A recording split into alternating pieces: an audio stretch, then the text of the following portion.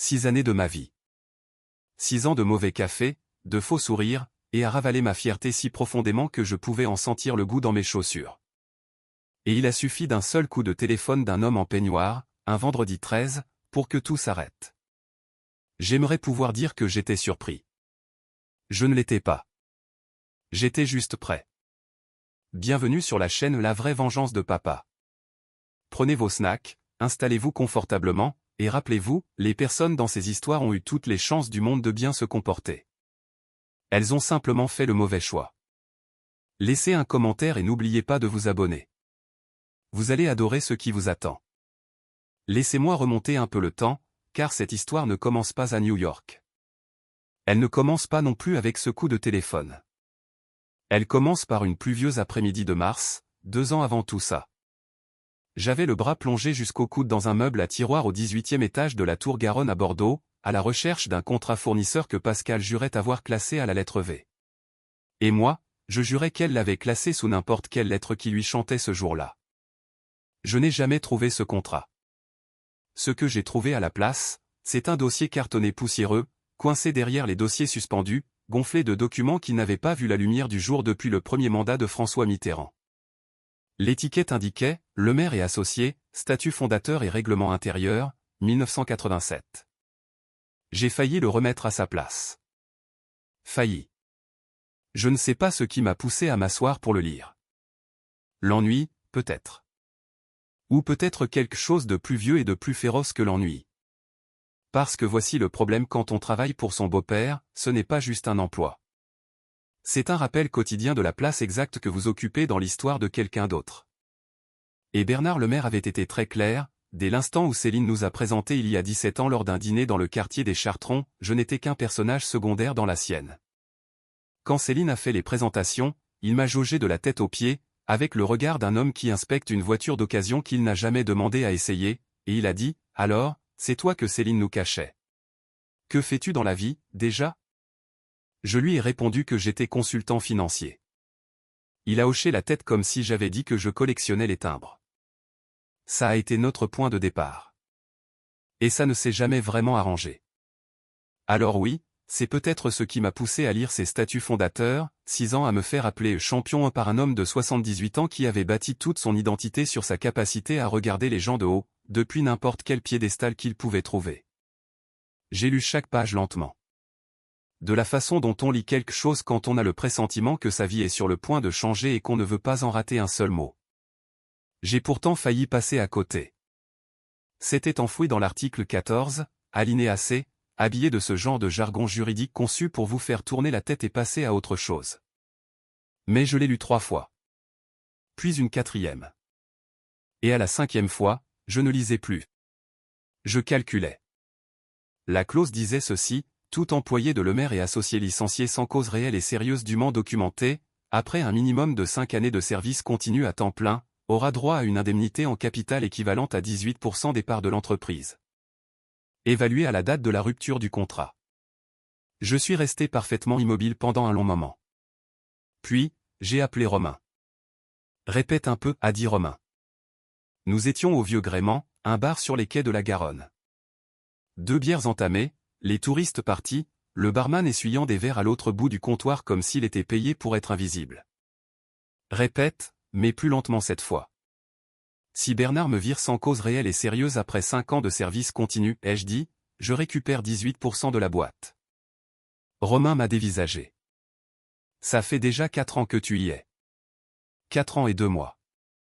Il a soulevé son verre. L'a reposé sans boire. Clément, ce n'est pas une clause. C'est un ticket de loto. C'est mieux qu'un ticket de loto. Le loto, c'est du hasard. Ça, je peux le contrôler. Je dois juste faire en sorte qu'il me vire. Mais selon mes propres termes. Et après la 5e année. Romain m'a regardé de la façon dont un homme regarde son meilleur ami quand il n'arrive pas à décider s'il est face à un génie ou à un type en train de faire une dépression nerveuse très calme. Puis il s'est adossé à sa chaise et a demandé, « Est-ce que Céline est au courant ?» Pas encore. Il faut que tu lui dises. Je sais. Clément, a-t-il dit en se penchant en avant. Tu dois absolument tout lui dire. parce que si quelqu'un dans ce monde a une bonne raison de vouloir faire redescendre ce vieil homme de 12 étages, c'est bien elle. Il n'avait pas tort. Et je crois que, quelque part au fond de moi, je le savais déjà. J'avais juste besoin de l'entendre à voix haute. Voici ce que vous devez comprendre à propos de Céline avant que je n'aille plus loin, car cette histoire lui appartient tout autant qu'à moi. Céline Lemaire a 44 ans. C'est la personne la plus brillante que j'ai jamais rencontrée. Plus brillante que n'importe quel analyste du 18e étage. Plus brillante que Diane Morel, la directrice juridique qui a fait l'université d'Assas et ne laisse jamais personne l'oublier. Plus brillante que Bernard lui-même, bien qu'il préférerait avaler du verre pilé plutôt que de l'admettre. Elle a les yeux de sa mère et le cerveau de son père. Et elle a passé la majeure partie de sa vie d'adulte à être reconnaissante pour l'un, et silencieusement furieuse contre l'autre. Bernard Lemaire a épousé Delphine Beaulieu en 1974. Au dire de tous, les premières années étaient heureuses. Mais Bernard avait cette façon de cultiver ses pires défauts à mesure qu'il s'enrichissait. Quand Céline a eu 12 ans, la grande villa du Cap Ferret n'était plus un endroit où il faisait bon vivre. Bernard ne frappait pas. Il était trop dans le contrôle pour ça, trop soucieux de son image. Ce qu'il faisait était plus mesquin et plus difficile à prouver. Le genre de cruauté qui réside dans le ton de la voix, et cette façon si particulière qu'a un homme de faire en sorte qu'une femme se sente comme un fardeau, simplement en la regardant. Il coupait la parole à Delphine lors des dîners mondains. Il la reprenait devant les invités. Il la gérait comme il gérait son portefeuille boursier, traquant chaque dépense, remettant en question chaque décision, lui donnant l'impression d'être un passif financier qu'il choisissait généreusement de supporter. Céline observait tout cela. Chaque dîner, chaque humiliation, chaque moment de silence où les épaules de sa mère s'affaissaient d'un centimètre, avant qu'elle ne s'excuse pour quitter la table et ne pas revenir pendant 20 minutes. Delphine a fini par partir quand Céline avait 19 ans. Elle a fait 2 valises un mercredi matin pendant que Bernard était au bureau, a conduit jusqu'à la maison de sa sœur à Biarritz, et a demandé le divorce 3 jours plus tard. La réponse de Bernard a été de jouer les maris blessés en public, et les procéduriers féroces en privé. La procédure a duré 2 ans et a coûté à Delphine bien plus qu'elle n'aurait dû, car Bernard avait d'excellents avocats, beaucoup de patience, et une absence totale de culpabilité. Céline ne lui a jamais pardonné. Pas complètement. Pas avec ce genre de pardon qu'on voit dans les films à la fin du 3e acte, avec un grand discours et des larmes. Le pardon que Bernard Lemaire a obtenu de sa fille était purement fonctionnel. Le genre qui vous permet de vous asseoir en face de quelqu'un à table sans lui planter une fourchette dans la main. Elle a maintenu la relation parce que Delphine le lui avait demandé, et parce que Céline avait compris que couper les ponts totalement lui coûterait plus cher à elle qu'à lui. Mais elle n'a jamais oublié. Et elle n'a jamais cessé de compter les points. C'est pourquoi, lorsque je me suis assis en face d'elle à la table de notre cuisine au Chartron, les documents fondateurs étalés entre nos tasses de café, et que je lui ai expliqué l'article 14, alinéa C, elle n'a pas sursauté. Elle n'a pas paniqué. Elle ne m'a pas demandé si j'étais sûr. Elle l'a lu 3 fois, encore plus lentement que moi. Puis elle a levé les yeux. Il n'a jamais lu ces documents, n'est-ce pas? Ce n'était pas une question. Il a hérité de l'entreprise, ai-je répondu. Il a hérité de tout. Il n'a jamais eu à se battre pour quoi que ce soit. Quelque chose a traversé son visage. Pas de la colère, exactement. Quelque chose de plus ancien que la colère. De plus patient. Il a fait en sorte que ma mère se sente moins que rien pendant 20 ans, a-t-elle dit doucement. Il m'a toujours fait sentir que je m'étais rabaissé en t'épousant, simplement parce qu'il ne t'avait pas choisi. Il t'appelle champion depuis 6 ans, Clément. 6 ans. Elle a baissé les yeux sur le document.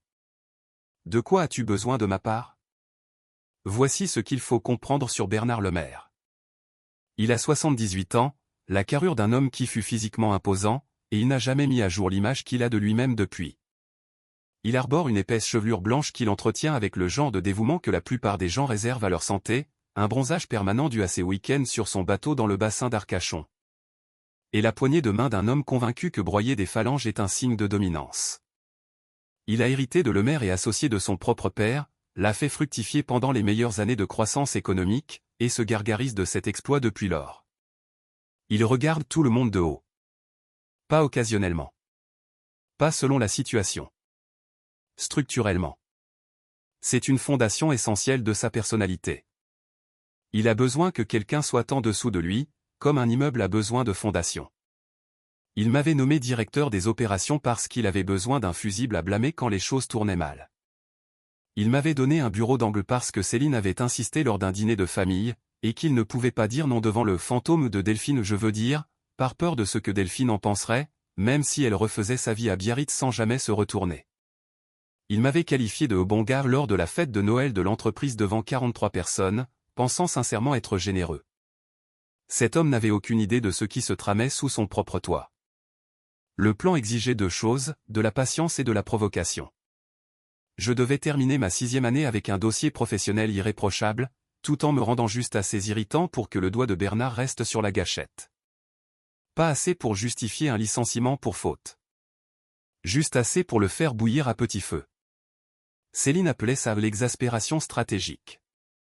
Moi, j'appelais ça la performance la plus épuisante de ma vie. Pendant 2 années entières, j'ai tout fait parfaitement sur le papier, et tout fait pour irriter Bernard dans les faits. Je remettais en question ses décisions lors des réunions de direction. Poliment. Avec des données chiffrées au ce qui, pour un homme comme Bernard, est infiniment pire que d'être insulté. Je mettais Diane Morel, la juriste, en copie de mais que Bernard aurait préféré garder officieux. Je prenais mon heure complète pour déjeuner, chaque jour.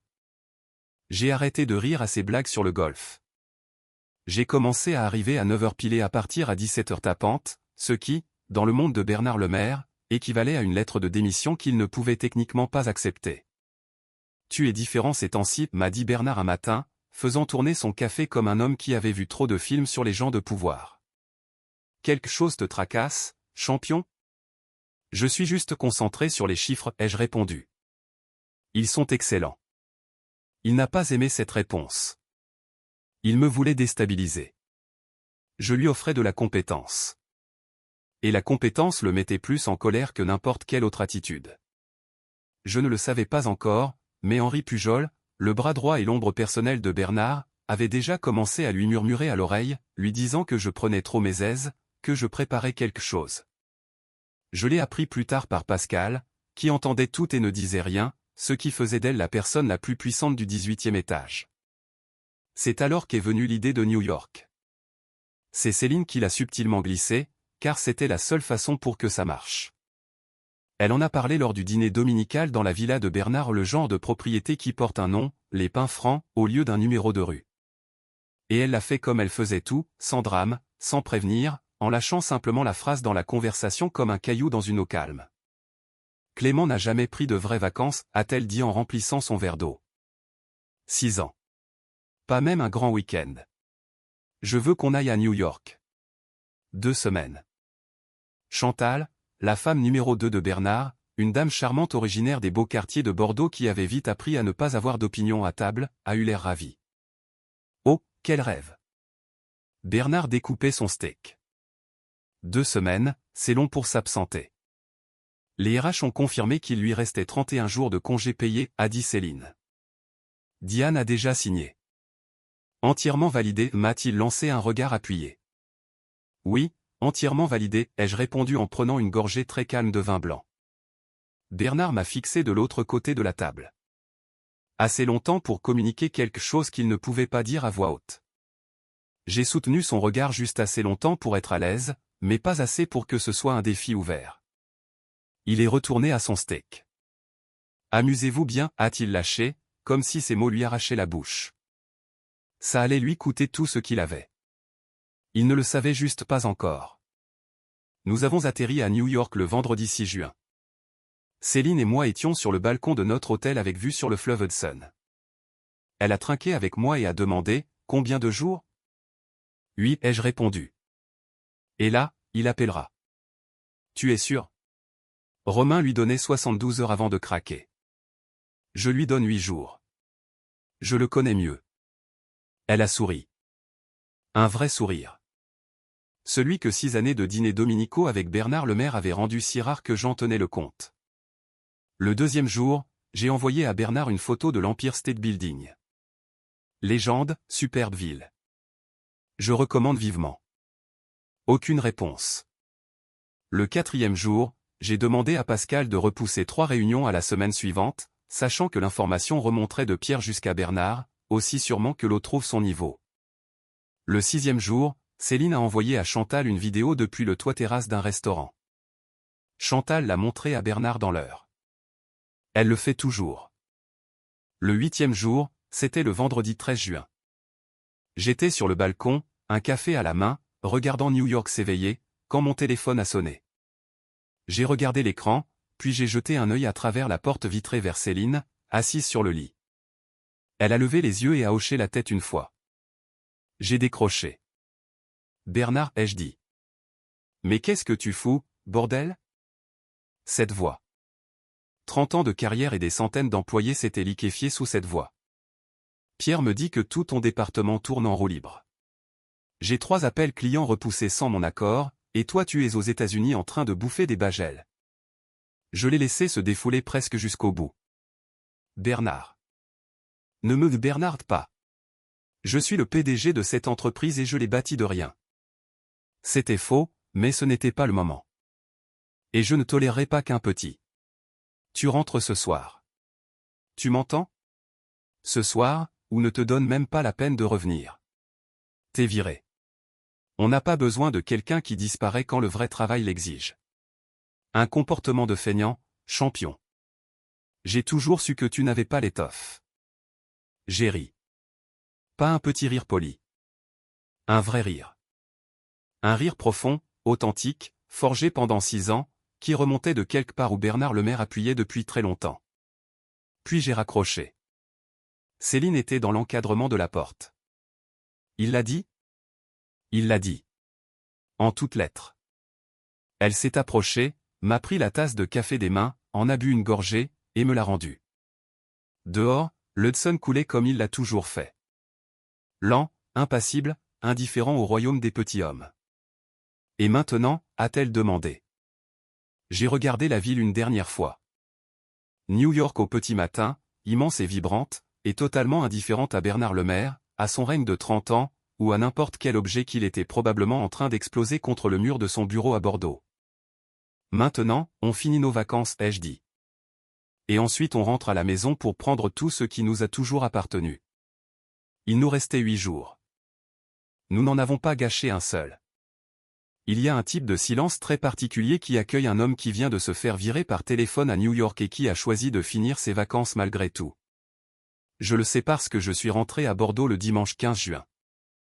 Et ce silence m'a cueilli au tapis à bagages de l'aéroport de Mérignac, m'a suivi jusqu'à la voiture, et s'est assis sur le siège passager pendant tout le trajet sur la rocade, comme un autostoppeur qui saurait exactement où on allait. C'est Céline qui conduisait. Elle conduit toujours quand quelque chose d'important se prépare. Elle dit que ça la calme. J'ai toujours soupçonné que c'était plutôt parce qu'elle aime avoir le contrôle du véhicule quand le monde extérieur est sur le point de prendre feu. « Tu es prêt ?» a-t-elle demandé en s'insérant sur les boulevards. Je suis prêt depuis 2 ans. Ce n'est pas ce que j'ai demandé. Je l'ai regardé. Oui, ai-je dit. Je suis prêt. Elle a hoché la tête et n'a rien ajouté d'autre, mais sa prise sur le volant s'est très légèrement relâchée, je l'ai remarqué, et je n'ai rien dit non plus. C'est ça, 20 ans de mariage qui fonctionnent comme il faut. Nous ne sommes pas allés au bureau ce jour-là. Le dimanche était fait pour défaire les valises, se recentrer, et laisser Bernard Lemaire mariner dans tout ce qu'il cuisinait depuis le vendredi. J'avais appris en 6 ans que la chose la plus dévastatrice à infliger à un maniaque du contrôle, c'est le silence. Pas d'appel, pas de mais, pas de supplication. Rien. Et le rien, pour un homme comme Bernard, est absolument assourdissant. Romain est passé le soir même avec une bouteille de vieille Armagnac et l'énergie d'un type qui avait attendu 8 jours pour avoir le rapport détaillé. Raconte-moi tout, a-t-il dit en s'enfonçant dans mon fauteuil comme s'il lui appartenait, ce qui était presque le cas vu le nombre d'heures qu'il y avait passé. Commence par le coup de fil. Je me suis exécuté. Et quand je suis arrivé au passage où Géry est raccroché au nez, Romain a caché son visage dans ses mains et a émis un son à mi-chemin entre un gémissement et une prière. Tu as raccroché au nez de Bernard Lemaire, a-t-il dit. Oui. Au beau milieu de sa phrase. Techniquement, juste avant la fin de sa phrase. Oui. Il a regardé Céline. Il est toujours comme ça. 20 ans, a-t-elle répondu en se servant un verre. On s'y fait. Romain a levé son verre d'Armagnac à l'article 14, alinéa C. Nous avons trinqué à ça, tous les trois. Et pendant environ 45 minutes, assis dans notre salon au Chartron, avec le ventilateur de plafond tournant au ralenti et la douce chaleur du mois de juin bordelais à l'extérieur, tout a semblé presque trop facile. Je ne le savais pas encore, mais la facilité était sur le point de prendre un long congé sans solde. Lundi 16 juin. Le premier jour du reste de la vie de Bernard Lemaire, bien qu'il l'ignorât encore. J'ai mis mon meilleur costume, celui couleur anthracite que Céline m'avait choisi 3 Noëls plus tôt, et que Bernard avait un jour qualifié des un peu trop prétentieux pour le bureau. Et j'ai conduit jusqu'au centre-ville. Je me suis garé à ma place habituelle dans le parking de la Tour Garonne, j'ai pris l'ascenseur jusqu'au 18e étage et j'ai franchi les portes vitrées de Lemaire et Associés. À 8h59 précise, l'accueil est devenu aussi silencieux qu'un restaurant où quelqu'un de célèbre vient d'entrer, tout le monde l'a reconnu, mais personne ne veut être le premier à le dire. Léa Caron, mon assistante, était à son bureau. Elle a levé les yeux et son regard a fait 3 choses en succession rapide, du soulagement, de la panique, puis ce masque professionnel qu'elle avait mis 15 ans à perfectionner. Elle était douée, mais j'étais meilleur. Bonjour, Léa, ai-je dit. Monsieur, a-t-elle répondu prudemment.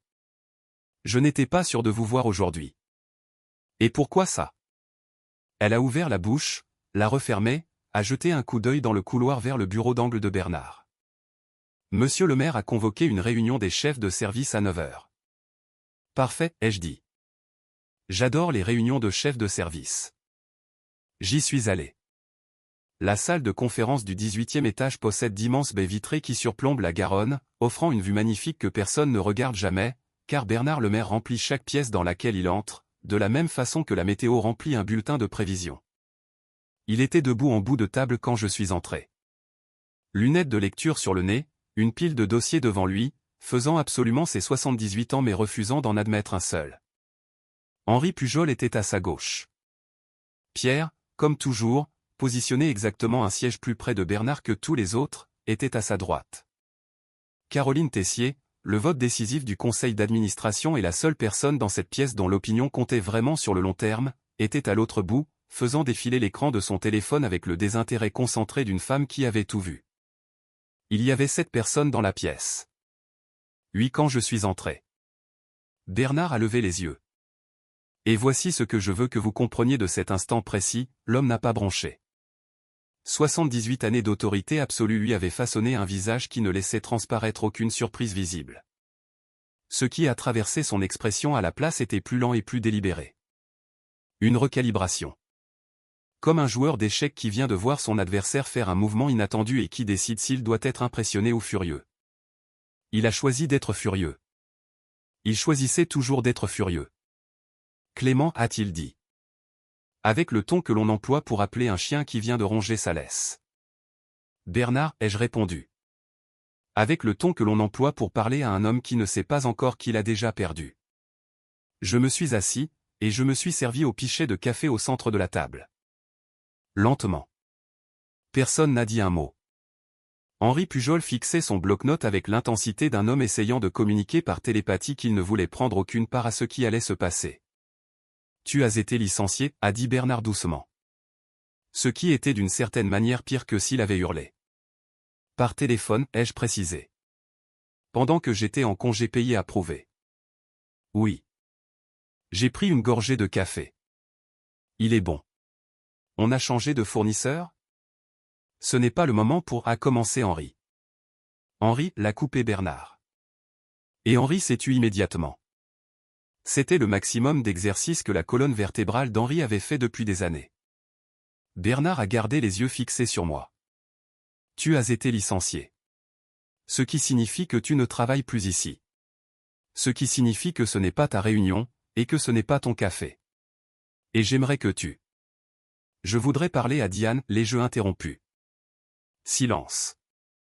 Diane Morel, ai-je précisé, comme s'il y avait plusieurs Diane et que je voulais être tout à fait exact.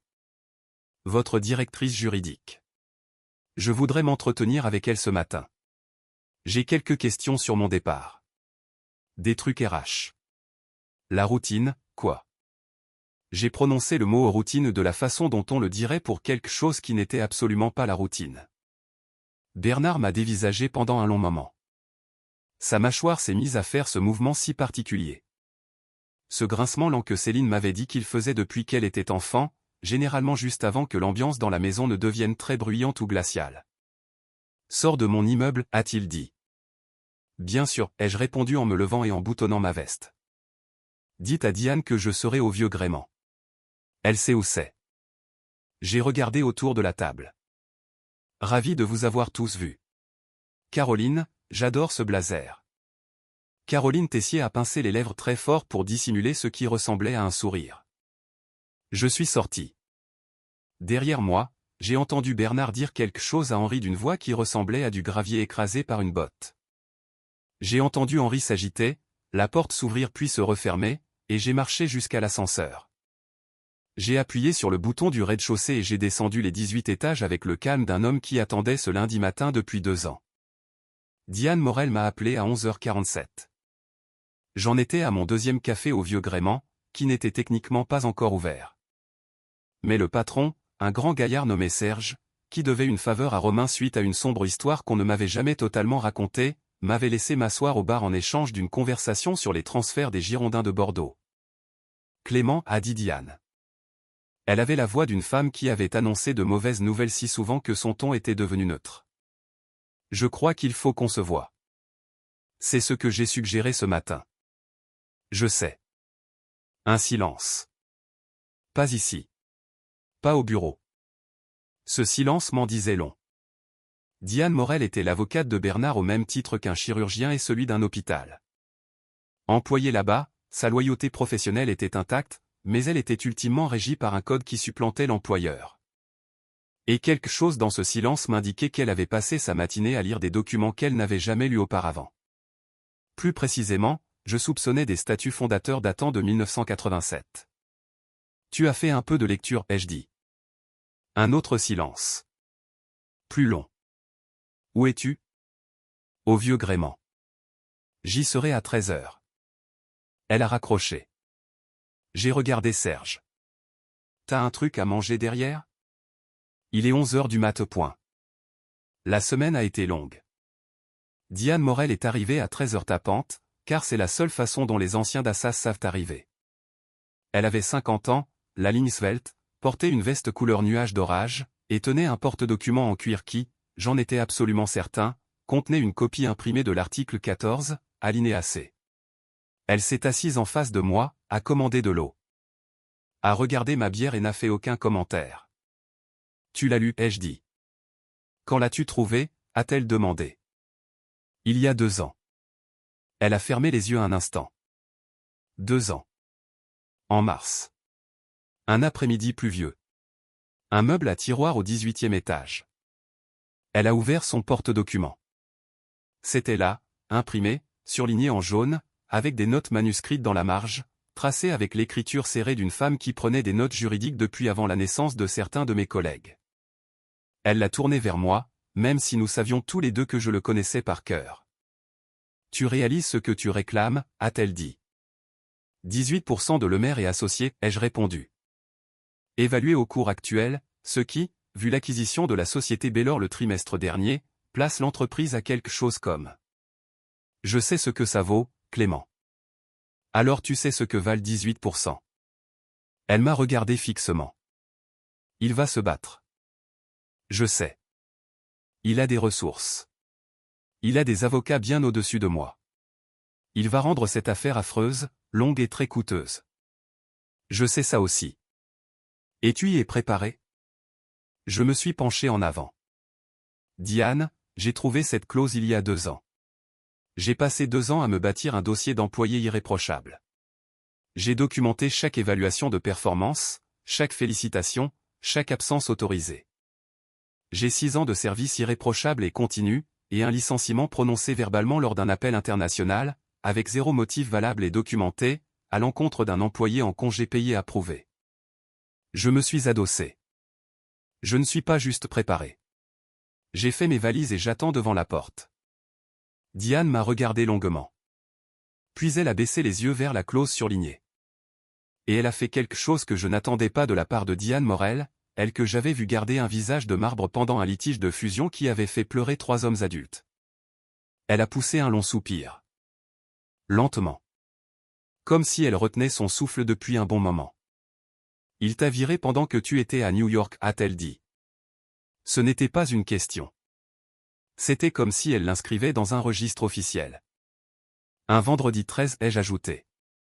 8 jours après le début de 2 semaines de congé validé. Parce que je lui ai envoyé une photo de l'Empire State Building et que je n'ai pas rampé assez vite. Quelque chose a traversé le visage de Diane. Quelque chose qui n'avait rien à voir avec le droit. Il a traité ma mère de fardeau financier, a-t-elle murmuré, presque pour elle-même. Lors du contentieux sur le compte Hendrix. Devant toute l'équipe. Elle a relevé la tête. Je travaille pour cet homme depuis 11 ans.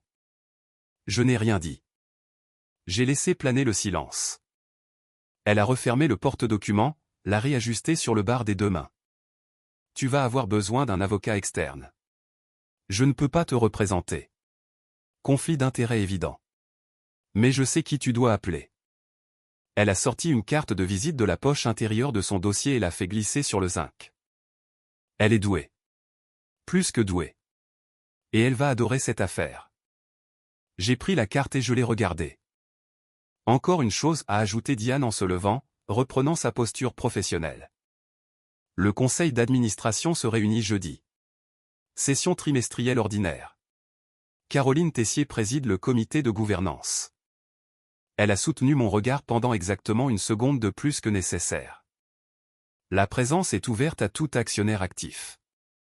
Puis elle a pris son verre d'eau, en a bu une gorgée, l'a reposé et est sortie. J'ai regardé la carte de visite pendant un long moment. Puis j'ai appelé Céline. C'est en marche, lui ai-je dit quand elle a décroché. À quelle vitesse? J'ai regardé la carte dans ma main, puis par la fenêtre, vers la Garonne. Brune, lente, et plus vieille que tous les problèmes que Bernard le maire avait jamais créés. Plus vite qu'il ne pourra suivre, ai-je répondu. À l'autre bout de la ligne, ma femme de 44 ans, qui avait vu son père démolir sa mère dîner mondain après dîner mondain, qui avait passé 20 ans à entretenir une relation avec un homme qui la voyait comme un simple accessoire à son héritage, qui avait lu l'article 14, alinéa C. Et qui avait senti quelque chose basculer définitivement en elle. Harry. D'un rire franc. Et quelque part de l'autre côté de la ville, dans un bureau d'angle au 18e étage de la Tour Garonne, j'étais prêt à parier que la mâchoire de Bernard recommençait à grincer. Bien. Quelle grince. Jeudi était dans 4 jours, et j'avais une réunion du conseil d'administration à préparer. 6 ans de champion, 6 ans de mauvais café, de gratitude préfabriquée, et de mots ravalés qui auraient dû être prononcés à voix haute devant tout le monde. 6 ans à regarder un homme de 78 ans diriger son royaume comme si Dieu en personne l'avait nommé à ce poste. Le jeudi est arrivé comme toujours. Silencieusement, sans cérémonie, totalement indifférent au fait que tout était sur le point de changer. J'étais debout à 5h30, douché, habillé, debout dans la cuisine dans ce costume anthracite, pendant que Bordeaux entamait sa lente et moite matinée derrière la fenêtre. Céline est descendue à 6h, m'a vu là, et n'a pas dit bonjour. Elle est juste allée au placard, a sorti 2 tasses et a versé le café. C'est aujourd'hui, a-t-elle dit. Ce n'était pas une question. C'est aujourd'hui, ai-je confirmé. Nous avons bu en silence. C'était le moment où nous nous sommes sentis le plus mariés en 20 ans de vie commune. Ce qui n'est pas peu dire. Je suis arrivé à 8h40 avec mon avocate, maître Véronique Rousseau, recommandée par Diane Morel. 53 ans, 38 victoires sur 41 procès, et le genre de femme qui entre dans une pièce comme si elle connaissait déjà la fin de l'histoire. Nous avons pris l'ascenseur jusqu'au 18e étage. Léa Caron a levé les yeux, nous a vus tous les deux, et a tendu la main vers son téléphone. Ne vous donnez pas cette peine, ai-je dit. Nous connaissons le chemin. Bernard était en bout de la table de conférence. Henri à sa gauche, Pierre à sa droite, Caroline Tessier à l'autre bout avec un bloc-notes jaune, ses lunettes de lecture, et la patience de quelqu'un qui attendait cette réunion spécifique depuis bien plus longtemps qu'elle ne l'admettrait. Véronique a distribué 12 copies reliées de l'article 14, alinéa C, sans la moindre cérémonie ni préambule. La salle a lu. La salle est devenue silencieuse. La mâchoire de Bernard a commencé à grincer. C'est un coup de bluff, a-t-il dit. C'est une clause, monsieur le maire, a répliqué Véronique, avec le ton d'une maîtresse d'école reprenant un enfant qui sait pertinemment qu'il a fait une bêtise. Une clause juridiquement contraignante figurant dans vos propres statuts fondateurs. Monsieur a été licencié sans motif documenté après 6 ans et 4 jours de service continu à temps plein. Le seuil était de 5 ans. Les mathématiques ne sont pas bien compliquées. Je veux Diane ici. La porte s'est ouverte. Diane Morel est entrée et s'est assise exactement au milieu de la table. Pas du côté de Bernard. Pas du mien. Ce qui a tout révélé à la salle. Dis-leur que ce n'est pas applicable, a ordonné Bernard. Diane a levé les yeux de son dossier. La clause est applicable. J'ai passé 3 jours à chercher un moyen de vous prouver le contraire, et je n'en ai trouvé aucun. Elle l'a dit de la façon dont les médecins annoncent les mauvaises nouvelles. Propre. Définitif. Je suis désolé. Quelque chose a traversé le visage de Bernard que je n'avais jamais vu en 6 ans. L'expression spécifique d'un homme qui vient d'être acculé dans une impasse. Il s'est tourné vers moi et a commis l'erreur que les hommes comme lui commettent toujours quand les murs se referment, il a attaqué sur le plan personnel. Tu n'as jamais eu ta place ici, a-t-il dit. D'une voix basse, contrôlée. La voix qui avait poussé Delphine à s'excuser de table pendant 20 ans. Je t'ai donné un boulot parce que ma fille me l'a demandé. Tu as été un passager clandestin depuis le premier jour. Un passager ingrat et bien habillé. Et tu veux te tenir là pour réclamer 18% de quelque chose que tu n'as absolument pas aidé à construire. Papa. Toutes les têtes se sont tournées. Céline était au fond de la pièce. Elle avait été là pendant toute la réunion, assise silencieusement dans le coin où tout le monde avait supposé qu'elle était l'une des assistantes de Véronique. Elle s'est levée, a lissé sa veste, et s'est avancée vers le centre de la pièce avec la lenteur délibérée d'une femme qui avait attendu 44 ans pour arriver à ce moment précis. Le visage de Bernard a affiché une expression complexe. « Je t'ai vu obliger maman à quitter la table », a-t-elle dit. Doucement. D'une voix calme. Chaque dimanche pendant 7 ans, elle revenait 20 minutes plus tard, les yeux rougis. Et tu continuais à parler comme si elle n'avait pas assez d'importance pour que tu interrompes ta phrase. Elle s'est arrêtée à 1,50 m de lui. Je l'ai vu faire 2 valises et partir pour Biarritz parce que rester était devenu quelque chose qu'elle ne pouvait physiquement plus supporter. Et ensuite, tu as passé 2 ans à la punir pour ça. Elle a regardé son père. De la façon dont on regarde un fardeau qu'on a enfin décidé de poser par terre. Tu as donné ce poste à Clément par pitié. Tu l'as appelé champion pendant 6 ans et tu as dit devant une salle pleine de monde qu'il était un bon gars, comme s'il avait besoin de ton approbation pour exister. Sa voix ne s'est jamais élevée. C'était ça, la partie dévastatrice. Tu as bâti cette entreprise sur l'argent de ton père et sur la dignité de tes employés. Et aujourd'hui, ça t'a tout coûté. Parce que tu as viré ton gendre alors qu'il était à New York, un vendredi 13, juste parce qu'une photo de l'Empire State Building a froissé ton ego. Elle a fait une pause. Je t'aime, parce que tu es mon père. Mais je n'ai jamais, au grand jamais, été fier de ce que tu es. Elle est retournée s'asseoir. Caroline Tessier s'est éclairci la gorge.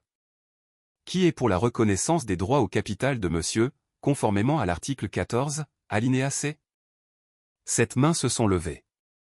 Bernard est resté assis en silence. Cela n'avait plus d'importance. Il était déjà fini.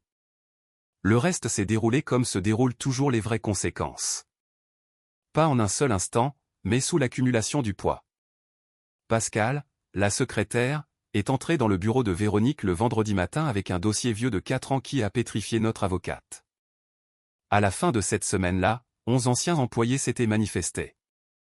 Licenciements abusifs, environnement de travail toxique, et une plainte pour discrimination qui attendait depuis 14 mois exactement ce genre d'élan.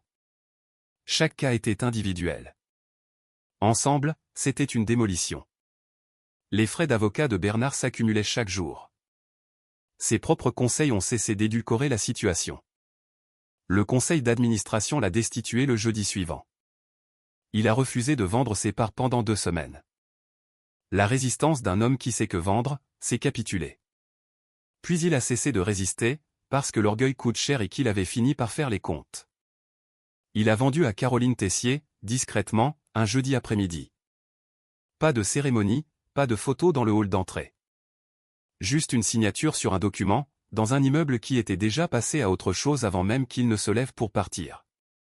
J'ai vendu mes 18% à Caroline Tessier 2 semaines plus tard. Romain m'a demandé pourquoi. 3 fois, et de plus en plus fort. Je lui ai donné la même réponse à chaque fois, je n'ai jamais voulu l'entreprise. Je voulais la clause. Je voulais qu'un homme qui a passé sa vie à rabaisser les gens finisse enfin par s'asseoir au niveau de tous ceux qui la regardaient de haut. C'était fait. Tout le reste, ce n'était que de la paperasse. La somme payée par Caroline était plus que suffisante. Largement suffisante pour partir. Céline et moi nous sommes assis à la table de la cuisine, au Chartron, une dernière fois. La même table. Les mêmes tasses de café. La table où, 2 ans plus tôt, j'avais étalé ses documents fondateurs et tout fait basculer. Où allons-nous, a-t-elle demandé. Quelque part où personne ne connaît son nom, ai-je répondu. Elle a regardé par la fenêtre, les arbres, l'architecture bordelaise et ses 12 années de lumière sur la Garonne. Puis elle a posé sa tasse. Je vais commencer à faire les cartons. En août, nous étions partis. Delphine a entendu toute l'histoire de la bouche de Céline, au téléphone. Quand Céline a terminé, sa mère est restée silencieuse un instant. Puis elle a dit, avec le calme d'une femme qui avait gagné chaque syllabe de sa phrase, « J'ai toujours su que cet homme finirait par manquer de gens prêts à se faire tout petit pour lui. » Puis elle a demandé si Céline voulait venir à Biarritz pour un long week-end. Céline a dit oui avant même que sa mère n'ait fini sa phrase. Romain nous appelait chaque dimanche, peu importe où nous atterrissions. Un soir, des mois après notre départ, il m'a demandé si ça me manquait. J'ai repensé au 18e étage au costume anthracite, à ce meuble à tiroir par cet après-midi de mars où tout avait commencé.